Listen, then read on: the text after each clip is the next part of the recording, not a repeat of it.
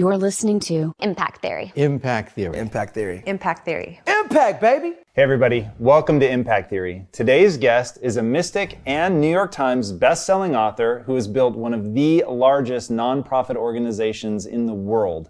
Named one of the 50 most influential people in all of India, not bad considering the country has 1.3 billion people.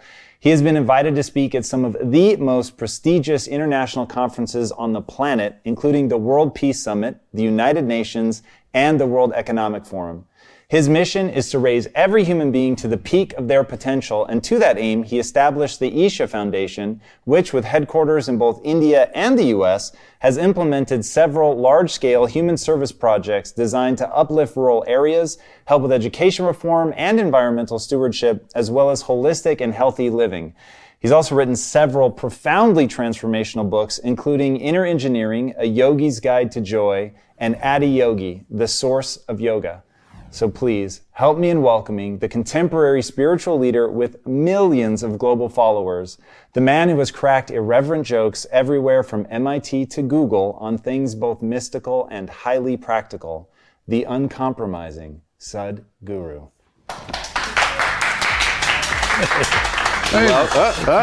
Come after. How you doing? Welcome. I am beyond excited to have you on the show.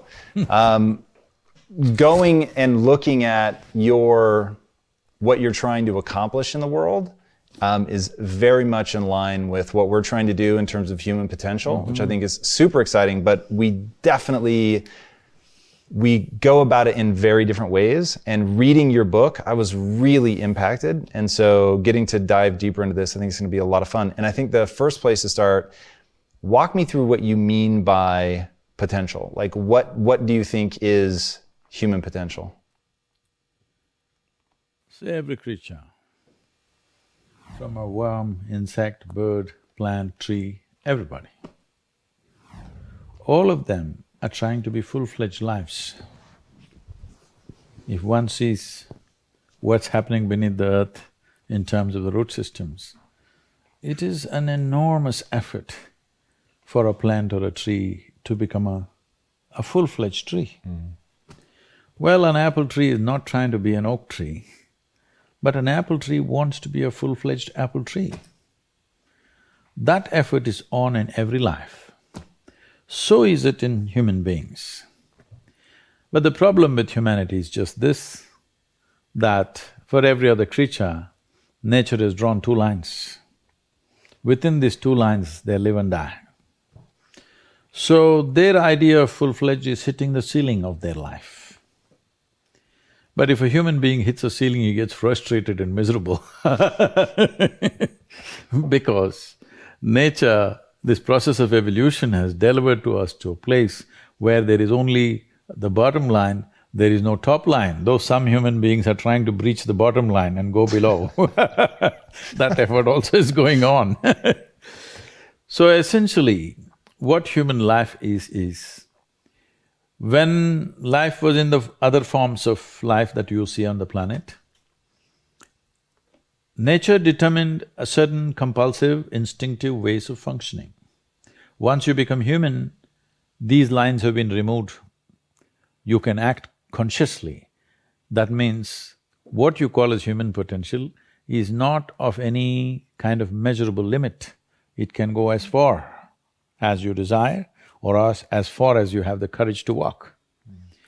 So when we say human potential, unleashing human potential, it is not about reaching the peak, it is a trajectory. Because what our life is a combination of a certain amount of time and energy. Time is rolling away for all of us at the same pace. If you sit, it rolls away, if you sleep, it rolls away, if you do something, it goes away, if you don't do anything, it goes away. You're happy or miserable, it goes away. Time is running out for all of us. So it's only the energy that you can do different things with. If you bring your energies to a certain level of intensity and possibility, what somebody does in 10 years, you may do it in 1 year. This means if you live here For 100 years, it feels like in people's impact that you have created, it feels like you lived here for 1,000 years, simply because you have managed your life energies in a certain way. So for me, a human being impactful means, how conscious have you become? This is very important. Because if you're in compulsive cycles, then your energy gets wasted in so many things. If you observe people in a day, let's take 24 hours, in that anyway most people by prescription in America they sleep for 8 hours So 8 hours means 1/3 of life is gone. In the remaining 2/3 they have to eat, they have to, shower, bathroom, this, that, all this, another 2-3 hours gone. So literally 50% of life is gone, daily basis, just for basic maintenance of this life. 50% of the time is gone in maintenance, remaining 50%, what they have. If you look at every single move that they may make with their body, their thought process, their emotions, you will see a whole lot of it is happening in compulsive cycles. Or in other words, if you are little sensitive to life, you will realize you are the biggest issue in your life. So this is one thing that I'm trying to do with people, that you are never the issue in your life. I'm not the issue. My thought, my emotion, my body is never the issue. My thought, my emotion, my energy and my body are my instruments of function. They are not impediments in my life. But I would say for 90% of the human beings, their own body, then the compulsions of the body, the compulsions of their thought, the compulsions of their emotions are ruling them most of the time. So when you yourself are a problem, well, you're on self-help. So how do you begin to break out of that? Like if we're all stuck in these compulsive patterns, how do you gain the consciousness that you're talking about and begin to, I don't know if the words go beyond, elevate, like how do you stop being in that endless cycle? Everybody wants a solution, but nobody wants to delve into the problem and see what is the nature of the problem that we have. The nature of the problem is like this. Why are we compulsive? What is it that's compulsive about us? Compulsion means we are going to the same place again and again. That means we are going in circles. The nature of physical existence in the universe is such, whether you take an atom, an individual atom, or the cosmic space, everything that's physical is always in cyclical movement. The atoms are doing their circles, the solar system is doing its stuff, the galaxies are doing their stuff, our own bodies are going through cycles. In fact, we are born because of the cycles in our mother's bodies, that's why we are born. So, entire physical nature is born out of cyclical movement, that means compulsiveness. So do not misunderstand compulsiveness as something bad, it's the basis of your existence. It is a good platform, but you're supposed to stand on the platform and act. Right now you have become the platform, so somebody else will dance on you. Interesting. That's so my thing, part of what drives me is getting efficient at achieving your goal, which I'm sure is less than thrilling for you. So for me, I am interested in actually executing on my potential. So transferring my ability to do something into the actual thing. So the easy example I give people is if What does impact mean for you? Leaving a footprint? Not quite. So I have a very specific kind of impact that I'm trying to have, which is to help people actuate their potential. So I think that a lot of people, they are capable of extraordinary things. And I think that to your point about joy, I think one of the things that's absolutely foundational to joy is growth. And so getting people on a path where they believe they can grow. Why do you say it that way? Why is growth foundational to joy? Joy is foundational to growth, isn't it? Probably, yes. But I don't have an insight as to what came first, which is exactly why you're here. No, there is substantial medical and scientific evidence to show that only when you're in a pleasant state of experience, your body and your brain works at its best. There's no argument about that. There's enough evidence to show that.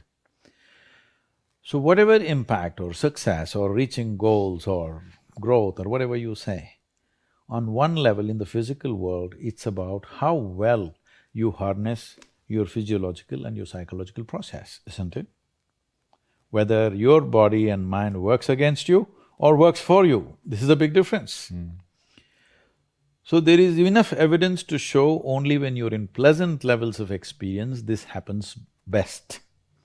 So obviously, joy is first, then growth.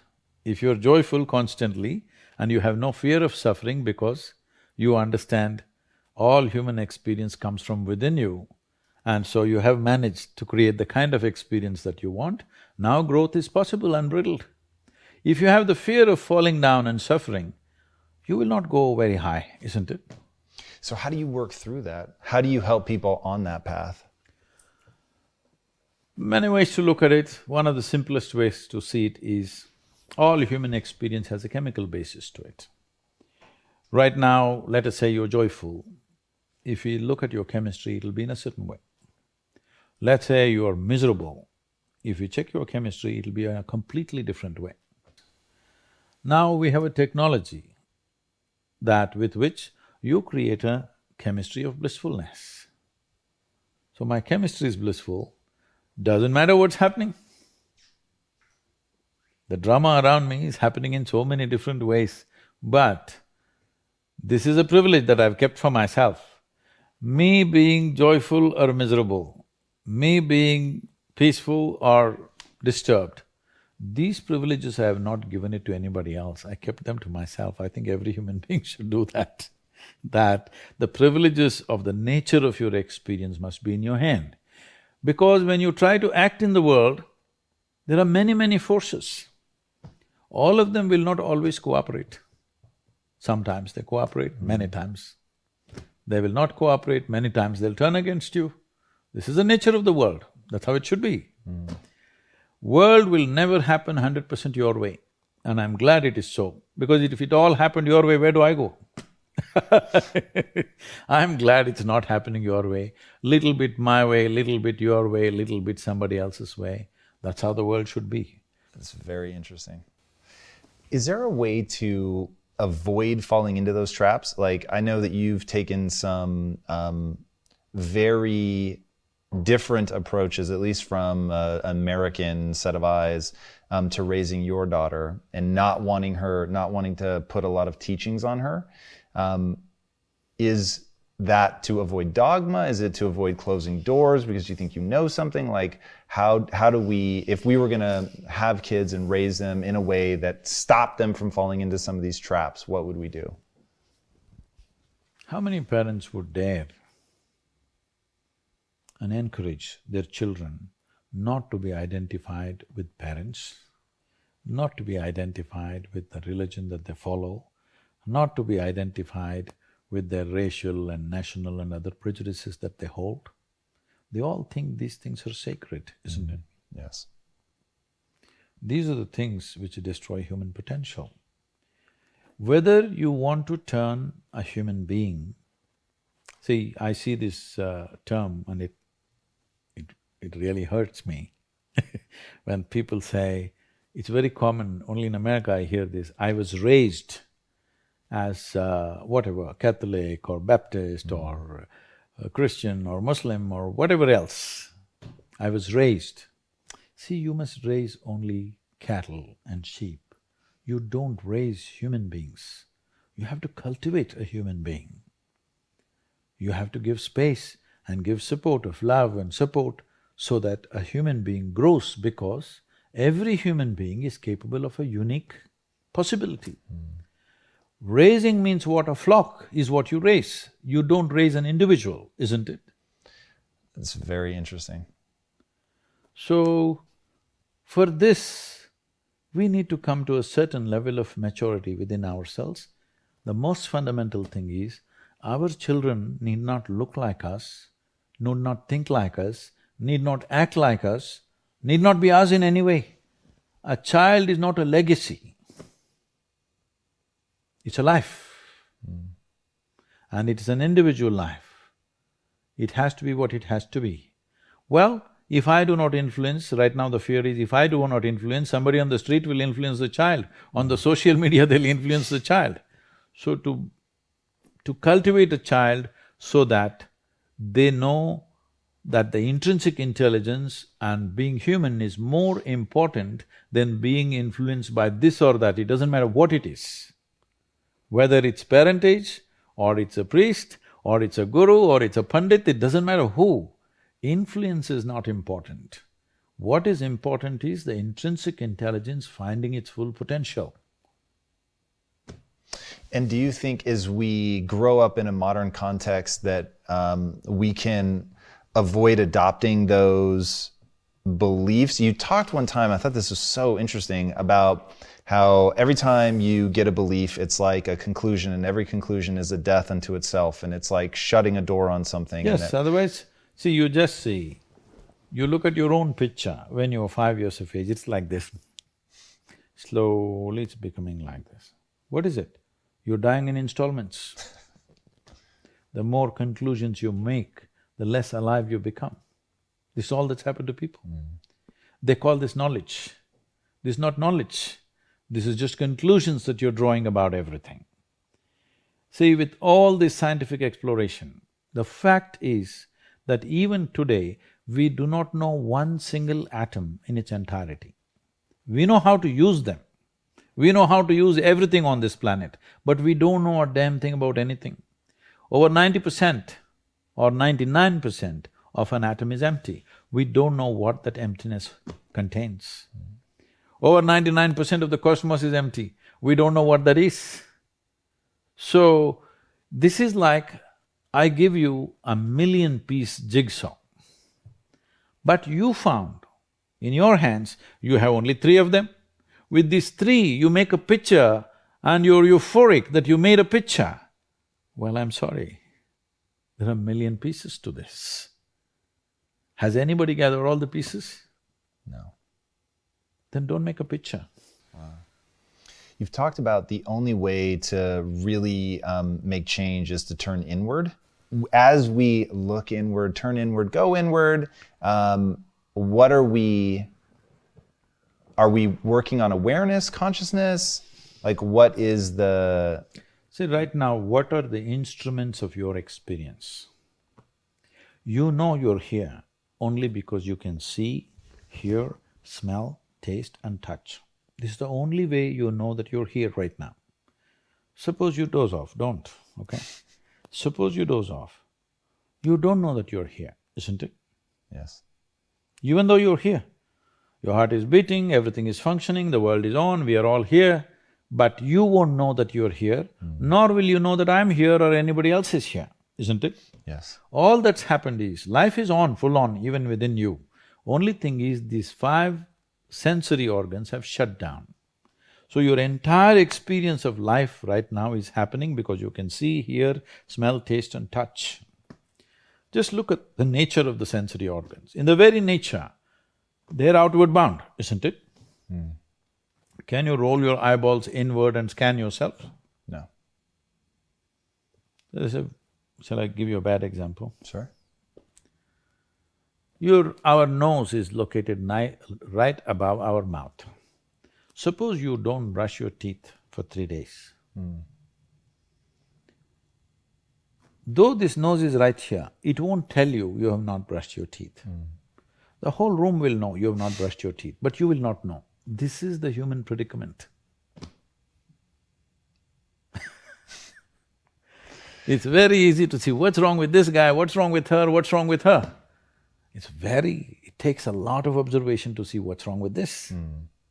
That level of keenness of observation is missing in most people. They need to cultivate that.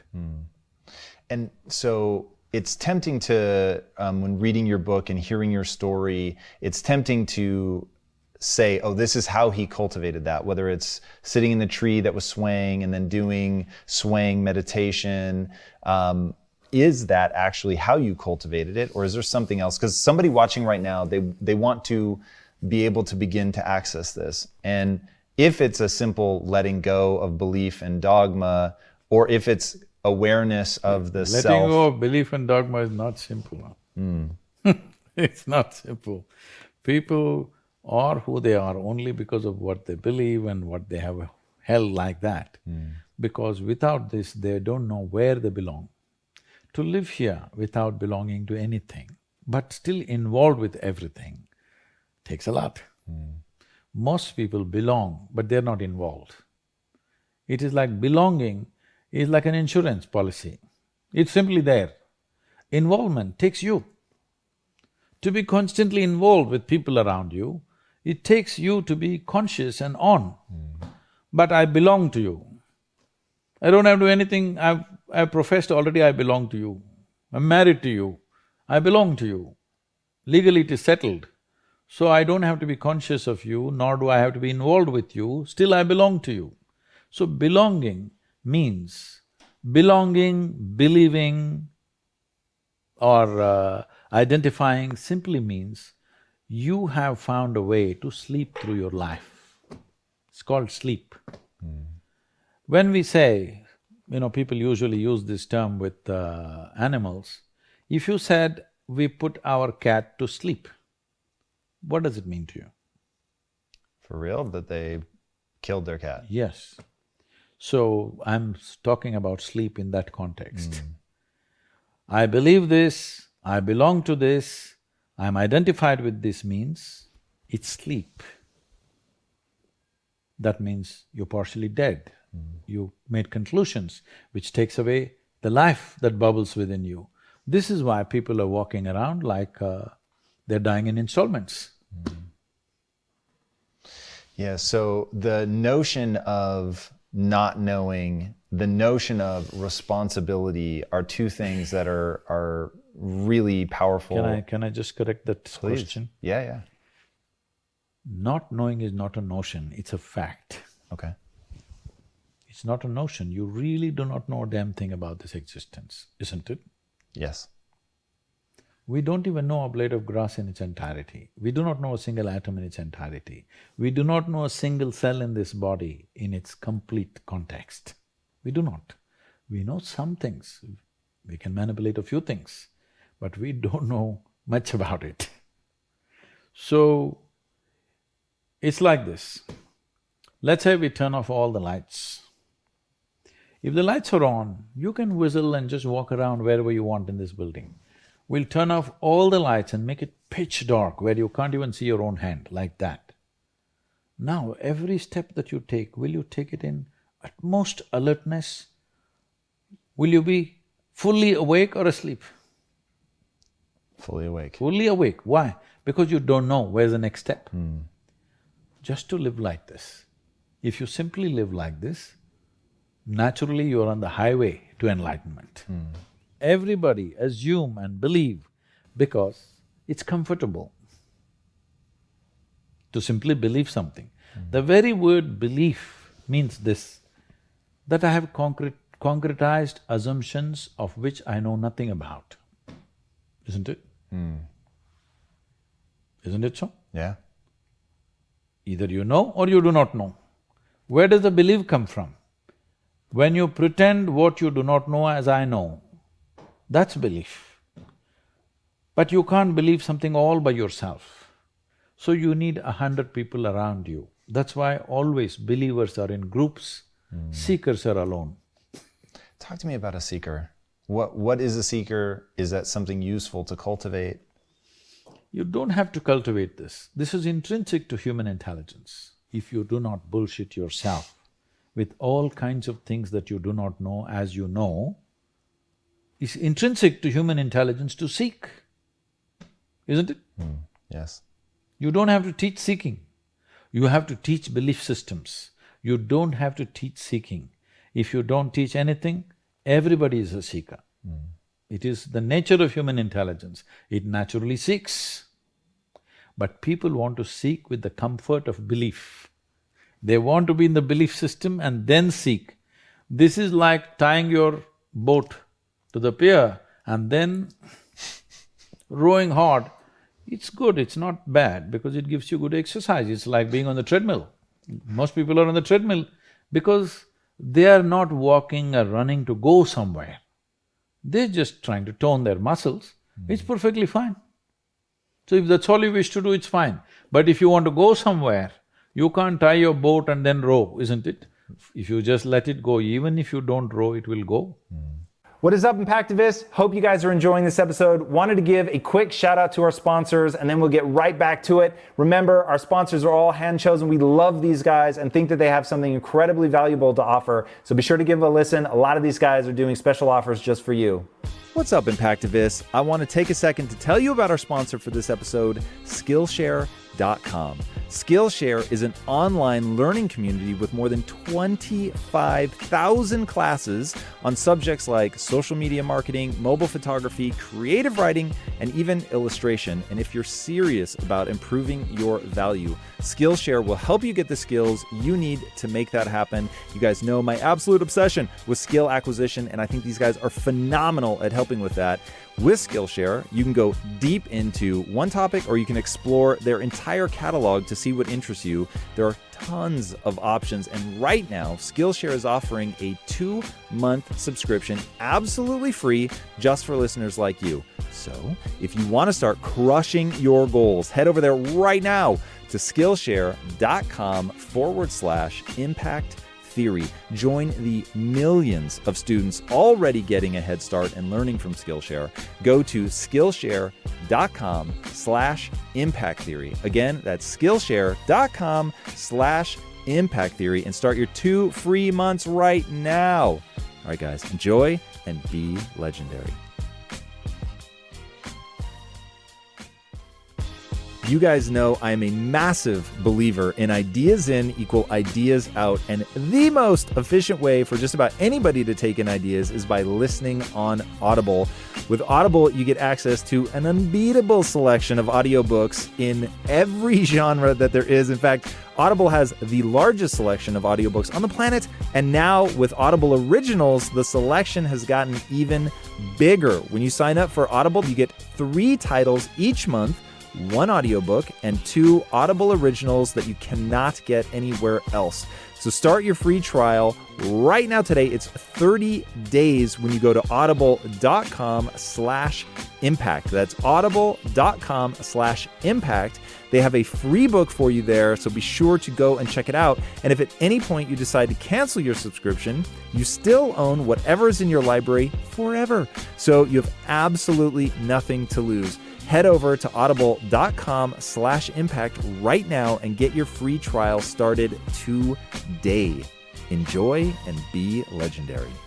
What do you tell people about responsibility? It's just your ability to respond.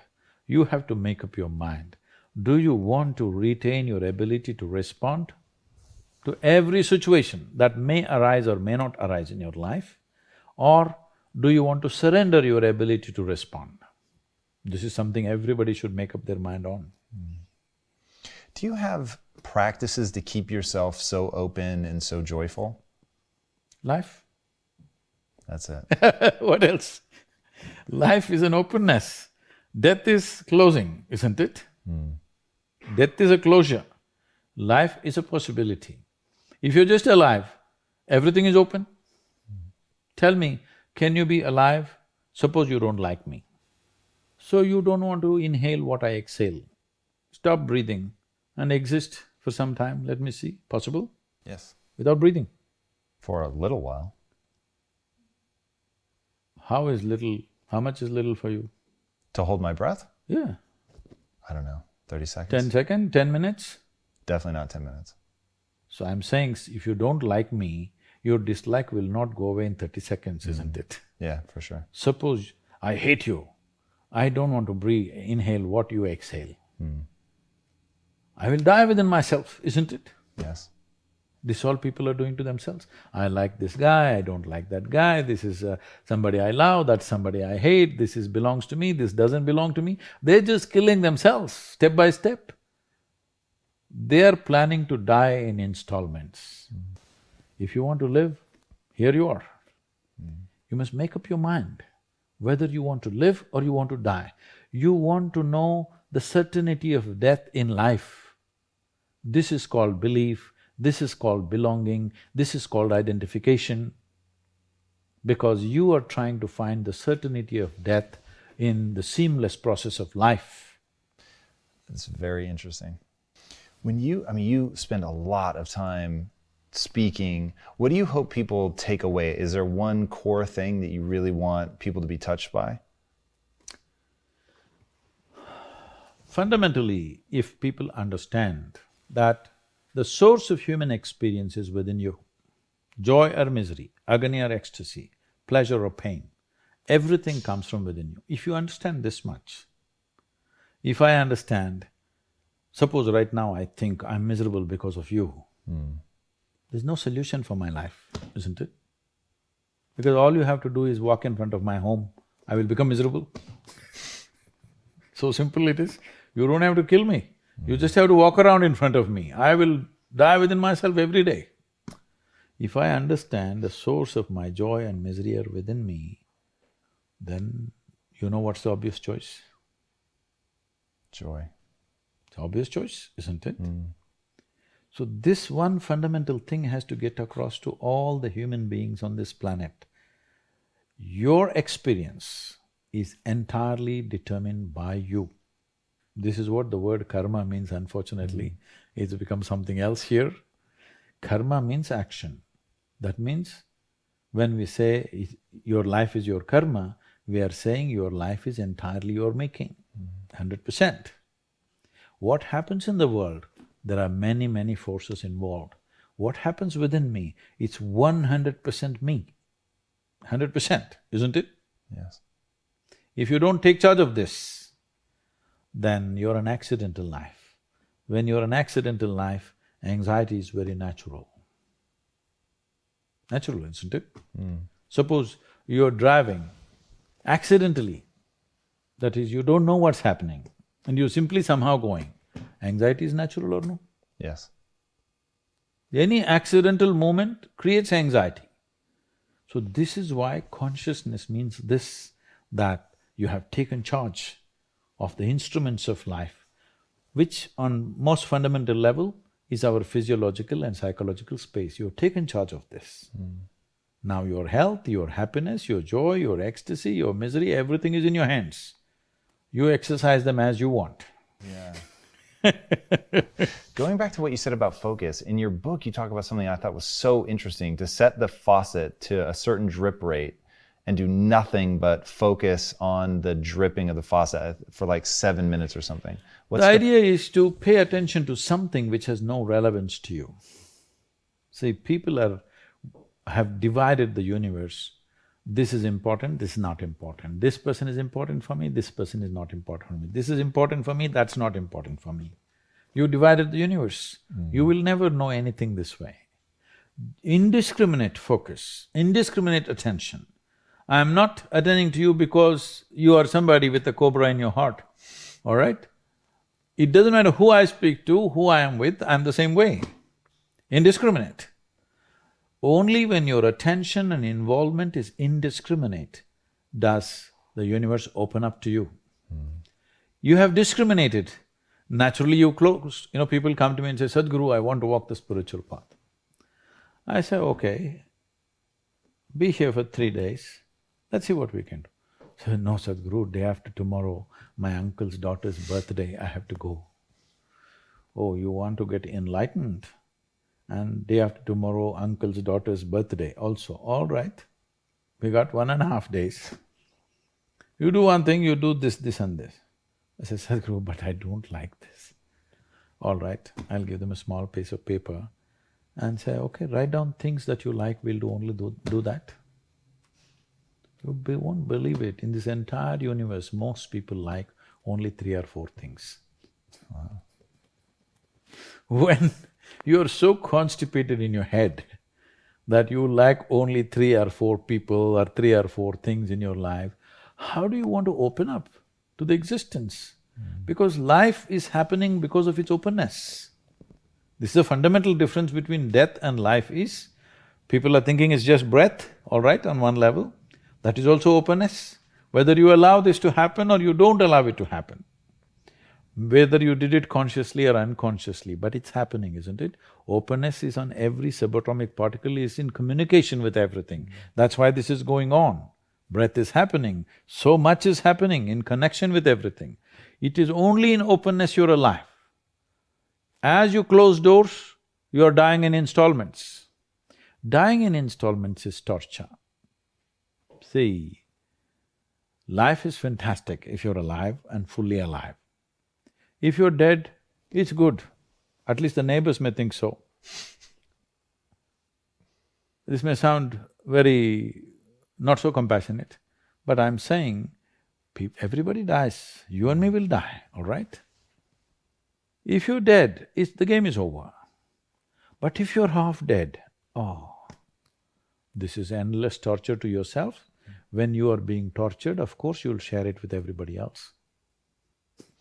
Talk to me about your motorcycle accident and having to have your calf sewed back together, which is without anesthesia. How is that possible? I'm not that young anymore. Today I would take anesthesia. Those were wild days. But the notion of the difference between pain and suffering I thought was very useful. See, pain is physiological, it's there. If there's no pain, most people would not even know how to protect themselves.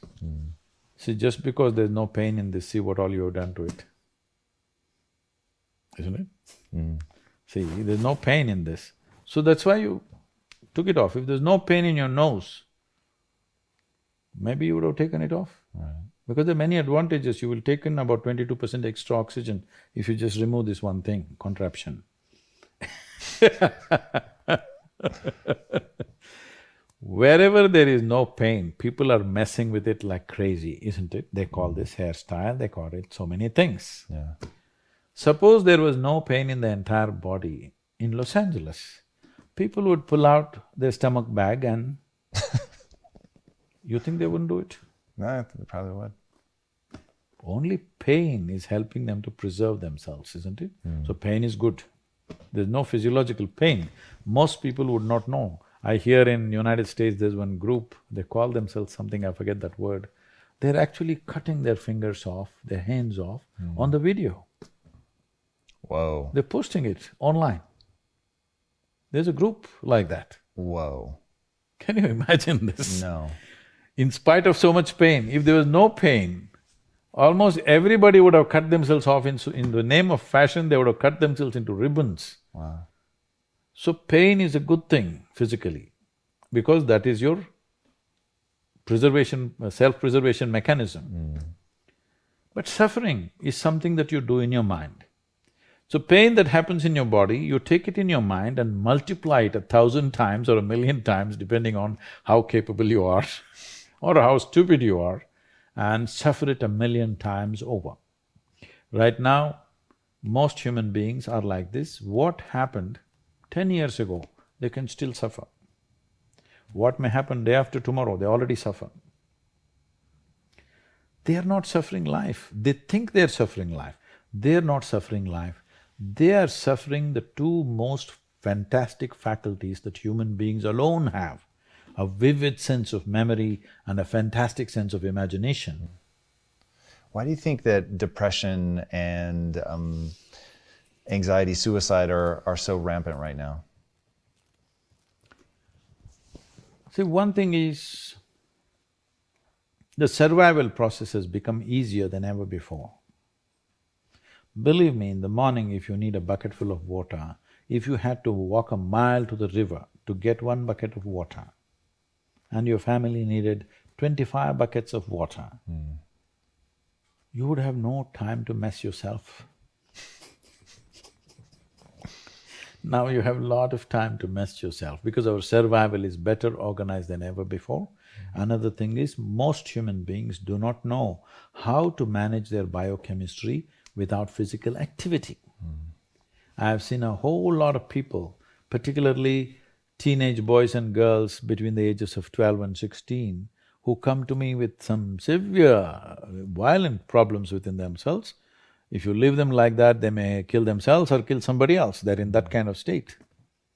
Many of them have even killed their parents, it has happened all over the world. And in 2017, when I came to know that in India, which is not so much suicidal in that sense because there's a huge family support and stuff like that, in spite of that, In 2017, 18,600 children below 18 years of age committed suicide, out of which 7,200 are below 15 years of age. So 12, 13, 14-year-olds who must be bubbling with life are wanting to take their own lives. Why? Obviously we're doing something fundamentally wrong with the society, isn't it? Yes. Our goals and our stupid ideas of what is success is driving them nuts. Because we are trying to use our children like racehorses. That's interesting. And when you say that as something that represent us, that we've turned into something amazing, or in what way are they like racehorses? See, when you understand life as a race, if you're in a race, what's the objective? You must reach the finish line quick, isn't it? Yes.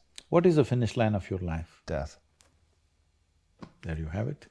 This may not be a conscious process, but life within you is understanding it like that. When you… see, you must understand this, whether you are conscious of it or not, any human being. Right now, if you make yourself miserable, you must understand you are sending a message to every cell in the body that I don't want to live. You might not have articulated it in your head yet, but when you become miserable, you notice suddenly your body seems heavy and it's like, doesn't want to get up from this chair. Have you seen this? Yes. When you're happy, you're willing to bounce at everything and do everything, bend backwards if necessary. Why this is happening is the message has gone to every cell in the body, this guy wants to die. They're all thinking, okay, what can we do to help him? But by then, of course, you'll recover.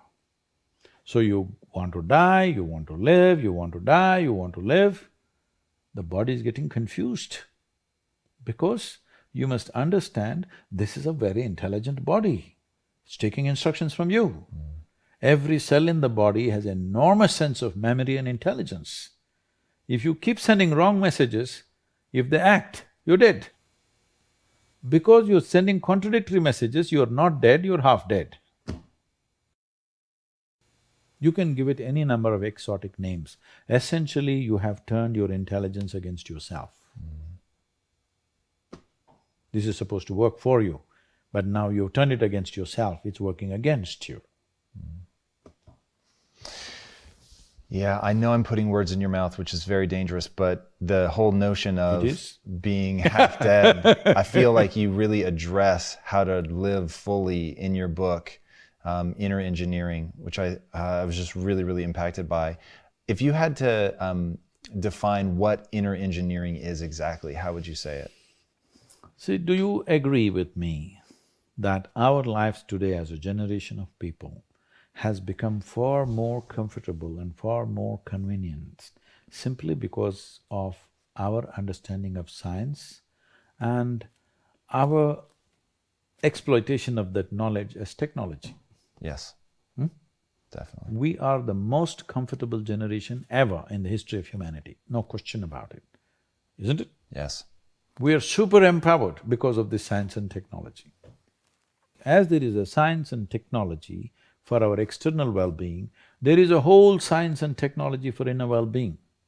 Unfortunately, most cultures have ignored this and thinking that if we make all the external arrangements well, everything will be okay. United States of America is a huge statement that this is not how it works. Well said. The most affluent country on the planet, 70% of the population are supposed to be on prescription medication. Yeah. Wow. What's the best way for people to interact with you? They don't have to interact with me because… To learn from you, maybe. Because we can talk, if inspiration is what you need, encouragement was what you need, I'm willing to talk. But talks will not bring solutions. They will bring some clarity. Solution will come only when you take a proper inward step. That's what inner engineering process is.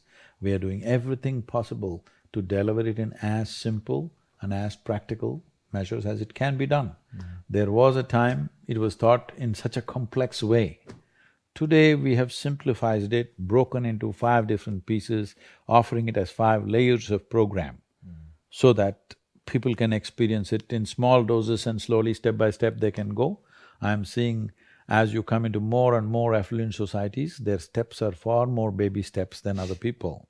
That's interesting. So, we have broken it into many steps so that small steps you can take one by one.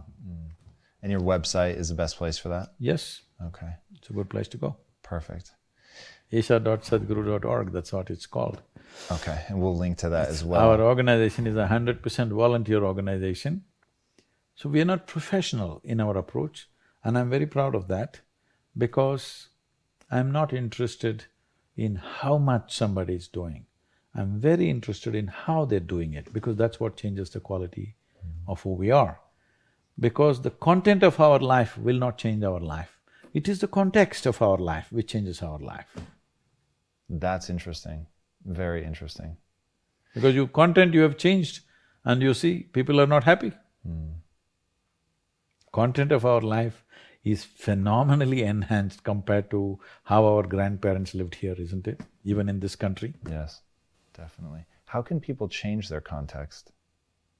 That's what inner engineering is about. If your context shifts from your psychological and physiological process to the life process that you are, everything has changed. Because we must understand this. As we sit here, this is my body, that's your body, this is my mind, that's your mind. But there's no such thing as this is my life and that's your life. This is a living cosmos. Everybody is free to capture as much as they want. If you capture substantial amount of life, your very presence will become a significant life. Otherwise, you will become a mediocre life. This is the important thing.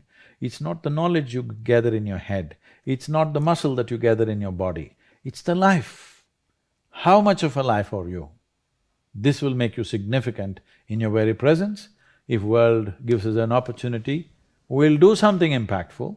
Otherwise, we're just a significant presence. A huge oak tree standing outside, it is not trying to create any impact. It is just impactful. If you go under its shade, you'll feel it. Otherwise also it's impactful. Most people notice it only when it's gone. What is the impact that you want to have on the world? When I was 25 years of age, when suddenly things burst forth within me, and I realized if I sit here without messing myself, naturally I'm bursting with ecstasy and every cell in my body drips ecstasy. I thought initially I'm going off my rocker. Then again and again when I saw over a period of 6 to 8 weeks, when I saw if I just close my eyes, I just burst into ecstatic states. So I clearly realized, if I don't mess with my physiological and psychological process, ecstasy is the only way to be. Nothing to be done, you don't have to do anything. When I realized this, I sat down and actually planned. On that day, the world's population was 5.6 billion people. I made a plan in 2.5 years' time that I will make the world ecstatic. No fool like a young fool, you know. Now, it's been 37 years, not 2.5 years. Well, people say we have touched over 500 million people or so. Whoa. Don't say whoa, you don't woe my failures. Yeah, I guess. Because my idea of humanity is 7.6 billion people. 500 million people, time going away, I'm condemned to die a failure, but I'm a blissful failure, all right? So, what we need is just this. Do you want to live in a beautiful world means what? Beautiful does not mean just a beautiful view of the ocean or something else. Beautiful means human life here is pleasant within every human being. The question is not about what I wear, what I drive, where I live, but how I am within myself. See, what we can do in the world is a question of times. in which time of history we exist, accordingly we do things. If we were here 100 years ago, we wouldn't be recording all this stuff, all right? We would be doing something different. But human experience is constant. Whichever generation you are, you can either be blissed out or misery. Always, forever. It has been so and it will be so. So, what we can do in the world is subject to many realities of the times. But how we can be within ourselves is always a possibility. So what is always a possibility must be manifested. Whether you will run faster than Mr. Bolt or not, whether you will climb Mount Everest or not, this is not the point. Those things are subject to individual tastes and individual likes and dislikes. But will your experience of life on this planet be pleasant or not? At least this one thing we must determine, that every human being's experience of life on this planet is pleasant. That much we must do, and it's doable. That is incredible. Sadhguru, thank you so much for being on the show. That was absolutely incredible. Thank you for your time. Guys, I can't recommend his book highly enough. Check it out. Inner Engineering, it's phenomenal. If you haven't already, be sure to subscribe. And until next time, my friends, be legendary. Take care. Thank you again so much. Wow, that was really amazing. Hey everybody, thank you so much for listening. And if this content is delivering value to you, please go to iTunes, go to Stitcher, rate and review us. That helps us build this community, and that is what we are all about right now. Building this community as big as we can to help as many people as we can, deliver as much value as possible. And you guys rating and reviewing really helps with that. All right, guys, thank you again so much. And until next time, my friends, be legendary. Take care.